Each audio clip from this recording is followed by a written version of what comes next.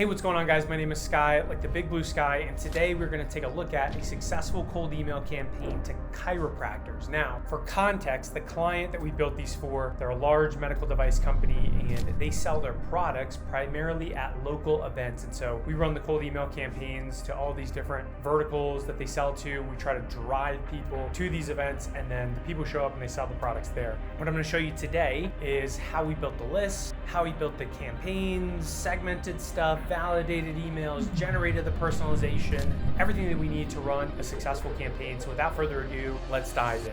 So the first place we're going to start is with the lead source. And if you watch any of my videos, you know that I like D7 Lead Finder for local business plays. And within here, once you have an account, typically when I'm trying to build a big list, I use the bulk search functionality, and it's really easy to use. I can just look up the vertical that I want to go after, and then I can just either pick the cities that I want, or I can go after an entire state like Utah, and it will scrape all of the chiropractors in the top 100 cities in Utah. I just hit fetch leads. It'll probably take like 10 minutes or so to pull them all into a consolidated list for me. And then from there, once I've waited and it's done, I'll download that list and upload it into a clay table for the rest of the enrichment. So, okay, now we are in clay table where everything has been uploaded. As you can see, there's a couple thousand contacts in here. And then whenever we're building a workflow like this, we always start by validating the emails, because we're going to use a lot of other credits to do different aspects or to do stuff to the list, to write the copy. And I don't want to use those credits if I don't have a valid email. So the very first thing that we do is we run never bounce, and then if never bounce finds a valid email, the rest of the workflow is triggered. So from here, the first step, once we have a valid email, is we scrape the website, and it pulls in all of the text on the homepage of the website. And from there, we feed that text into OpenAI to essentially like do this research and data extraction step. And so what we're looking for, we pull in all this data and we put it in a very structured format. And so what we're looking for in here is the business owner. We want to look at what email is listed on their site. If the email listed on their site is an exact match to the email provided to us by D7 Lead Finder, so the email exact match is a yes, because then our team can go in and pick the better email to use for the campaigns. Same thing with the phone numbers. And then we also check if there's a website error and if the website is in English, because if the website scraped text is showing that there's an error, then business is probably no longer around and we don't want to send a cold email to them. And then if the email is not in English, then they're probably not a local business in the United States. So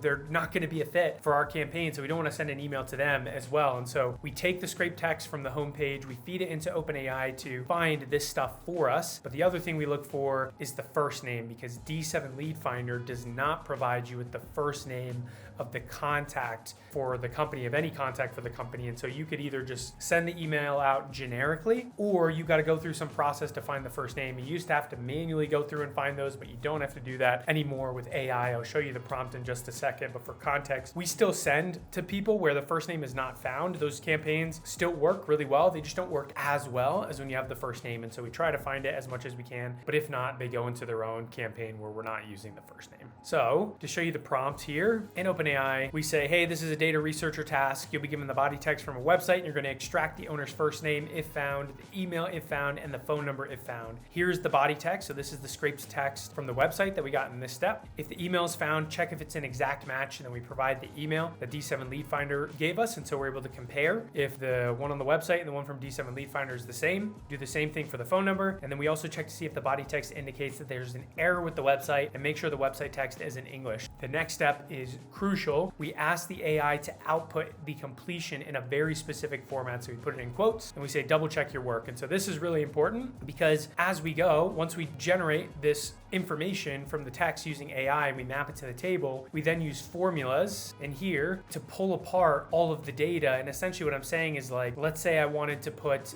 the business owner's name into its own column from this data. I would tell the formula to say, give me the text between business owner colon and business email. And the text between that is the text here. And so we want everything to be in an exact format so that we can reference it in these formulas to break everything out into its own specific column. And the details here matter. We even want the capitalization to be exact, because if the business owner is not capitalized here, my formula is looking for capitalized business owner, it's not going to pick it up. And just to show you an example here, we normally use AI to do this. I don't know how to write write these formulas, but I'll just say, give me the text between business owner colon in quotes and business email in this column, and it has to be mapped to the table, generate the formula, and it does it for me. Super easy. And then I do that for every essentially line item here in this output. So, okay, once we have those mapped to the table, the next stage here is what we call the Clagent constraint. And Clagent is this AI researching feature within Clay that's really cool, and I'll show you in just a second. But basically, we don't want to do any more enrichments on a contact if there's an error on the website or if the website is not in English. And so basically, we have this fail-safe step here to where if website error is equal to yes, so if there is a website error, and if English, this column,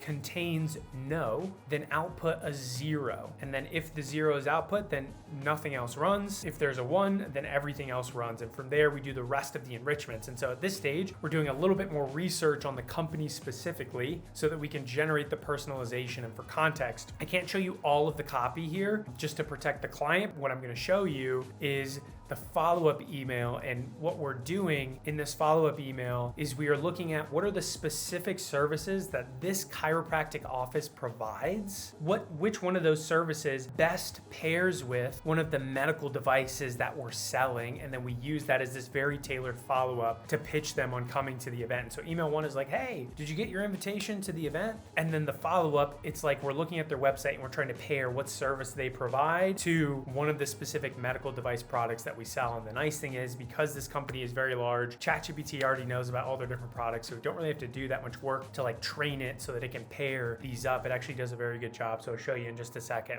So the way we tee this up and we prepare the data is we use Clagent to figure out what specific category they are, so they might be something other than a chiropractor. We have Clagent look for and list out all the services that they provide on their website. So the specific services are going to be like different in the way they're listed and they're talked about for each business, and then whether or not they already have the product that we're trying to sell to them at an event listed as an option or a service on their site. Because if they have that product, then obviously we don't want to reach out to them trying to sell the product to get them to the event, so we would remove them from the campaign as well. From there, once we have all that information, we then take that data, we feed it into OpenAI, and we have it generate this personalized line, and the whole thing is AI personalized. So it's just this one token that's follow-up in our sales engagement platform. And to show you an example, it's like, hey, I saw you offer deep tissue laser therapy. A lot of other chiropractors are pairing that with the product because it enhances muscle toning and fat reduction. Have you ever considered adding that to improve patient satisfaction and results? And so each one of these is very different. I'll show you another one. I saw you offer posture correction. A lot of other chiropractors are pairing that with the product because it enhances muscle strength and posture alignment. Have you ever considered adding that to improve your patient's overall wellness and posture? So how do we go about creating a prompt for this kind of personalization? So we'll open this up. Here's the prompt. You're writing a personalized email to a medical practice. I'm going to provide you with the full list of services provided by this medical practice, and I want you to pick one service that pairs best with the product. You can only pick one service for this task. Once you pick the service, I want you to write a personalized line using the exact template I provide you. Here's the template. I saw you offer service. A lot of other chiropractors are pairing that with the product because reason. Have you ever considered adding that to outcome? So there's a lot of spots in here, as you can see, where the AI needs to add personalization, and maybe it would work better depending on your use case to like break these different lines out into different enrichments or individual AI actions. So like this sentence is its own enrichment, this sentence is its own enrichment, but we really try to be efficient with how we use Clay credits. So we'll mess around with the prompt as much as possible to try to make it happen in one action, and this one does a great job with it. So it's very possible. So then to continue this, in the service section of the template, put the one service you picked that pairs well with the product. YouTube team, we need to blur out the product. In the reason section of the template, give the reason why that service pairs well with the product. The reason section of the template can be no longer than 15 to 20 words. In the type section of the template, use the information here to input the type of business they are. In the outcome section of the template, finish the call to action so that it correlates and is connected to the reason you came up with. The outcome section should be no longer than 10 to 15 words. Don't write any other parts of the email or deviate from the template I provided you. Make sure to follow the exact rules as they're laid out, and double check your your work before giving me a completion. Here's a list of the services to choose from. And then that is pretty much it. So that's the whole campaign. From there, typically we'll break this out into 2 different views, one where the first name is found, one where the first name is not found, and then we will send the same copy to both of those lists, but at the very beginning, one of them will say, hey, first name, and one of them will just say, hey. So we just leave the first name out, and that's pretty much the only change that we make, and it works all the same. So that is everything. Hopefully this video was useful for you, gave you some campaign ideas. If you have questions or you want some help building your own campaign, feel free to comment below or shoot me a message on LinkedIn. I'll do my best to help you. But other than that, I will see you on the next video. But other than that, I wish you the best of luck, and I will see you on the next video. Bye.